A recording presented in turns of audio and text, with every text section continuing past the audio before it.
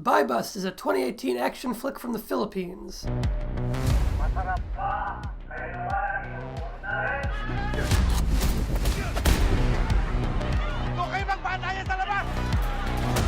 The thin plot follows an anti-drug task force as they try to take down a crime boss in a Manila slum. I recently reviewed Fury on this channel, which is a Vietnamese action flick attempting to serve as that country's equivalent of The Raid, an action film that aspires to cross cultural borders and open up its home country's film industry to the cinema world at large. BuyBust is another such case. It wasn't anywhere near as much of a smash hit game-changing film as The Raid, but it did turn the equivalent of a 1.6 million USD budget into a 1.9 million return, and it got a decently sized audience abroad to take an interest in that project. So you can call it a modest success. I'm a lover of foreign films, and I sometimes take a special interest in films from countries with somewhat underdeveloped film industries. If you look back to the 1970s, the Philippines was home to many grindhouse film shoots, since American producers could shoot films there super cheaply, and they can pretty much guarantee a return on investment that way. It's the reason why so many exploitation films were shot abroad. It was cheap, and the locale seems exotic to American grindhouse audiences, which adds instant production value. Women, locked behind walls of concrete and steel, guarded by barbed wire and guns in a tropical hell. They call it the Big Dollhouse.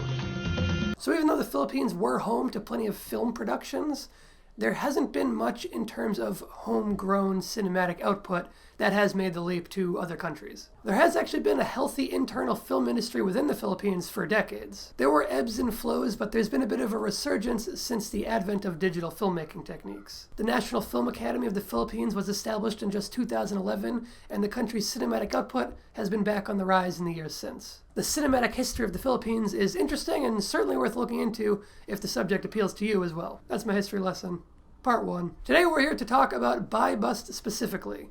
Now, the Raid-style aspirations are clear, and they are in fact so clear that this inspiration starts to possibly become a little bit problematic in regards to the plot of BuyBust. The premise of BuyBust is extremely similar to The Raid Redemption, not The Raid 2, just The Raid Redemption, and it follows pretty much the exact same plot trajectory. I mean, seriously. A team of Special Forces officers head into a large location controlled by an elusive crime boss. They make their way stealthily through the enemy's territory until shit goes sideways and they are attacked from all directions and unable to escape. The Special Forces agents fight back and fight for survival while still trying to catch the big baddie that they initially went in there for. The good guys seek help from innocent people who also happen to live in the same location. The team of good guys is slowly whittled down until we begin to follow just 1 or 2 initial team members at a time. Even the ending is the same. Spoiler alert, our hero finally catches the crime boss, who is then killed by a crooked cop in both films. It's pretty extreme and blatant how similar things are. It's almost a remake, honestly, almost. There are some thematic differences, but I wouldn't hold it against someone if they called BuyBust a bit of a ripoff. The characters are extraordinarily shallow. There's not much in the way of character development. But Ann Curtis and Brandon Vera, who end up boiling down to our 2 protagonists, they're both thoroughly likable. You can definitely root for their survival, despite them each saying fewer words than the number of people they kill. Brandon Vera comes off as especially badass. They use his gigantic size very well, and he makes for a great powerhouse. I actually think he would make a top-notch bad guy in a kung fu flick. Like, imagine this guy squaring off as the big bad final fight against someone like Donnie Yen. That I want to see. Something that I found rather distracting at the beginning of the film was the tendency to jump between languages mid-line. The characters are constantly switching between English, Filipino, and Tagalog. It's like they'll start a sentence speaking Filipino, then they'll switch to English for the second half of that sentence, or vice versa. I'm sorry sa nangyari sa mga teammates mo. We don't know the extent of the casualties. Buti na lang, nakalabas ka. We finally got Big Ichi. Kaya talagang kailangan ituloy natin itong drug war na ito. And this piqued my interest, so I did a little bit of research, and maybe you'll find this as interesting as I did. Here's history lesson part 2 of 2. Don't worry. I was curious if this frequent language jumping was an accurate replication of how real people speak in the Philippines, and that seems to be the case. English and Filipino are both considered official languages of the Philippines, and Filipino is sort of a level of Tagalog, if I'm understanding it correctly. I found out that jumping between languages mid-conversation is called code switching, and that this practice is especially common in the Philippines, as well it seems particularly with other countries who have imperialism in their history, which makes sense. The sources I found say that Tagalog is spoken natively, but it's English that is taught in schools and exclusively spoken in most colleges and private schools. So oftentimes Filipinos are more comfortable conversing on certain subject matters in English. So this code switching is something that is instilled by the educational system in the Philippines, it would seem, and that this is accurate to everyday speak. Anyway, on to the actual movie now. The plot of BuyBust is extremely lacking in originality, and the characters have nothing at all to them. Since the plot and characters are so far from the focus of this action-packed movie, their shortcomings could potentially be overlooked if the action was great. But it isn't. One of the elements that I was most excited for going into BuyBust was, of course, the fighting, but more specifically, the fighting style. The Philippines has their own martial arts styles, and seeing a country's native fighting style is always something I'm intrigued by. Seeing Tony Jaa bust out the Muay Thai or Latif Crowder bust out Capoeira has an added level of excitement since it's something that we haven't already seen over and over and over again as an audience, depending on where you are at least. It keeps it fresh and exciting. I was looking forward to the martial arts styles of the Philippines, namely Kali and all of its associated disciplines. Bladed Kali, also commonly known as Filipino knife fighting, it's a really cool fighting style in my eyes, and it makes for extremely dynamic and intense on-screen action to me. It's the fighting style that they used in the excellent knife fights in The Hunted, if you want a point of reference.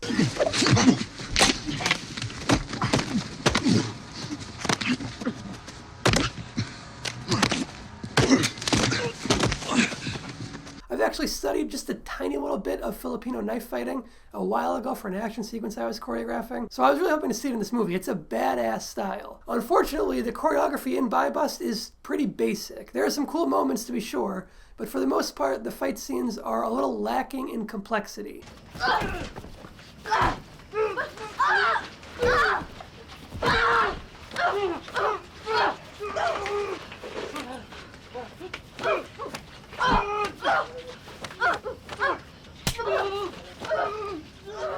They're very workmanlike, meaning they get the job done, but there aren't that many memorable combat exchanges, and they're unlikely to wow you.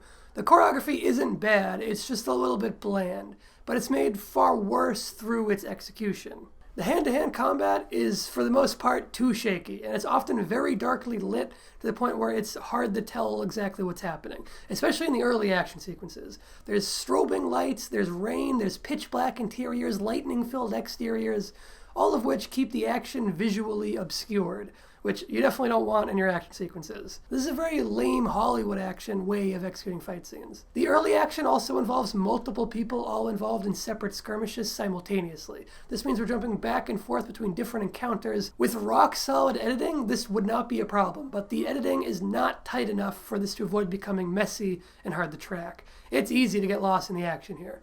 This is something that could be helped by excellent sound work, but the sound work is unfortunately far worse than the visual presentation.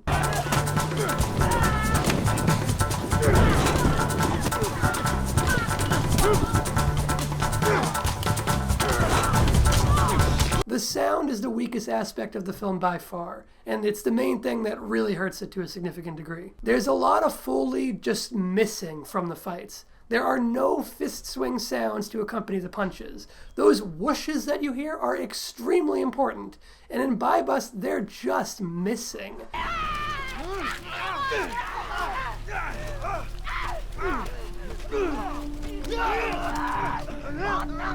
The mixing is also quite poor for the majority of the film really, but especially in the fight sequences and the dialogue. The gunplay sounds okay for the most part. Here's another fight scene for comparison.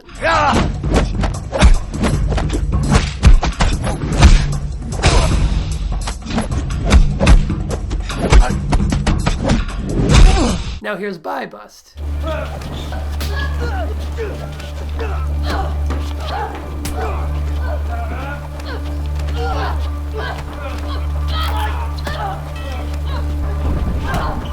Hear the difference? The bad fight Foley makes the action feel really empty. When there are so many missing sound effects in these dark, shaky, obscured fight scenes, then there's very little in terms of digestible action for an audience member.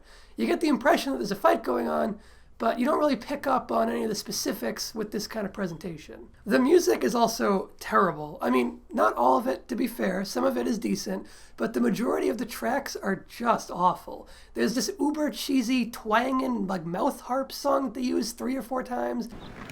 O, dali na sila sa ospital. Pareho rin kayo sa Manigan, ha? Dali! Andiyan na ba yung... Oh, ambulansya! Wala pa, sir. Ha? O, sige, sa L3 na lang.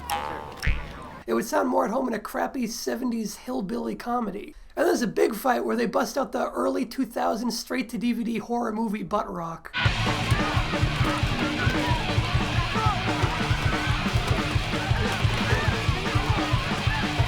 There also seems to be dialogue that is flat out missing at times, which is a huge problem. I don't know how that could have been overlooked, honestly. There are a couple moments where characters' mouths are clearly moving, and there are subtitles for what they're saying, but there's no audio. We're not talking about little ADR issues or anything like that. We're talking about whole lines of dialogue that are just missing from the edit. Maybe the recordings got lost or corrupted, or maybe they just got inadvertently mixed so low that they became inaudible under the background tracks, and they didn't have the time or money to fix it, or whatever the explanation is. It's awful. The audio side of this film is a complete mess. Films don't often look this competent visually while being so incompetent on an audio level. There's a real disparity here. Maybe the craziest thing is that they actually started adding in just a bit more Foley, but only in the last third of the film. They actually started putting in some of those whoosh sound effects for the punches and kicks and stuff. But why the hell not throughout the rest of the film? I mean, even the late stage Foley that is there, it's still low quality and it's still lacking much of the necessary presence, but at least it's there. Maybe the lack of Foley was deadline or budget driven, and they prioritized getting some more Foley into the end of the movie action sequences because those are more important, and they did that while they still could. That's as good a guess as I can come up with, because it's baffling that they would do this intentionally. There's a scene that arrives after a bunch of action where the Special Forces people go sneak mode again. And when they go quiet, they had all the other audio drop out too, including the rain, even though it's clearly still raining. They left in the thunder sounds and the sounds of footsteps on the metal rooftop that they're on, but they took the rain and all of the atmosphere and ambience out. It does not make any sense. Huwag nyo lang kasing ipilit. Mataas!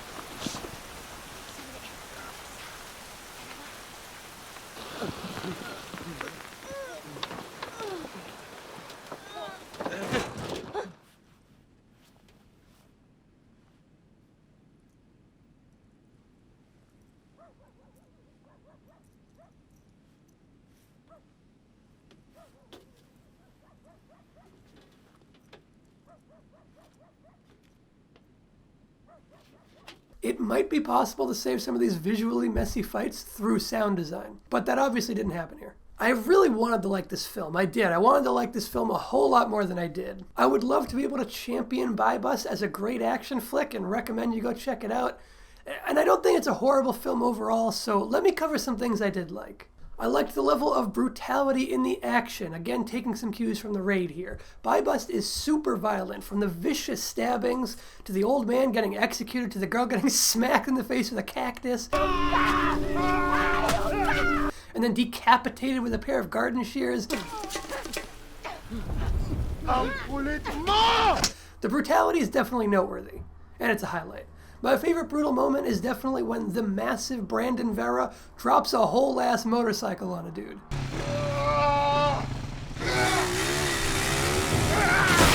Side note, the Special Forces guys have the best bulletproof vests ever. They get shot and stabbed so many times, and they just keep on going. There's a part where one of them literally takes 3 head-on shotgun blasts to the chest.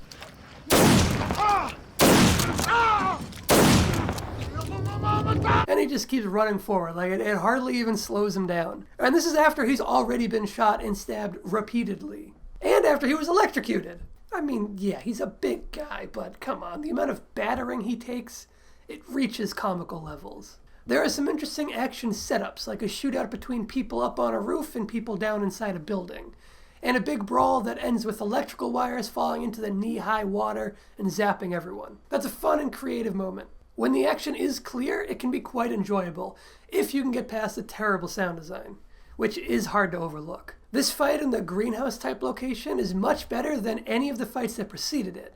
because it's in a brightly lit location and we're only following 2 of our protagonists at once, rather than jumping back and forth between 5 or 6. Once the cast is whittled down to just these 2, the action in general becomes much easier to track and more enjoyable, but the audio problems persist. Once the action gets started, it doesn't really let up for any significant amount of time until the end. It keeps a good pace for the most part.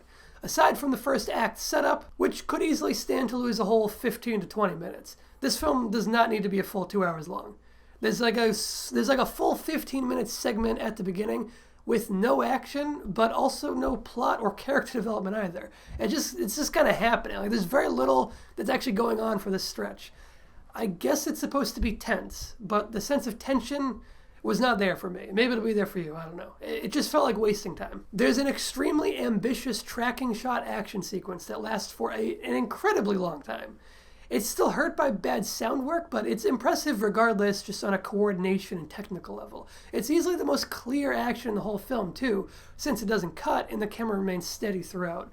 The distance covered, the number of people involved, and the coordination required all deserve total adulation. The level of ambition overall for this project is quite high and definitely admirable. There were reportedly over 300 stuntmen and over 1,200 extras. That's a big deal. But the very ending, like the last 90 seconds or so before we track off to the credits, is totally badass. Definitely ends the movie on a high point. BuyBust is certainly disappointing, but it isn't totally without merit. A re-edit of this film with completely overhauled sound design is something I would be interested in seeing. It's salvageable. Thanks for watching my review. If you enjoyed it, then go ahead and leave a like and subscribe to the channel, but don't you even think about touching that notification bell. That is my bell. I will slash you up if you make a move for it. Let me know if you saw BuyBust, and if you liked it more than I did. I hope you did, because I still want this movie to do well. I'm still glad that this movie was at least a moderate success.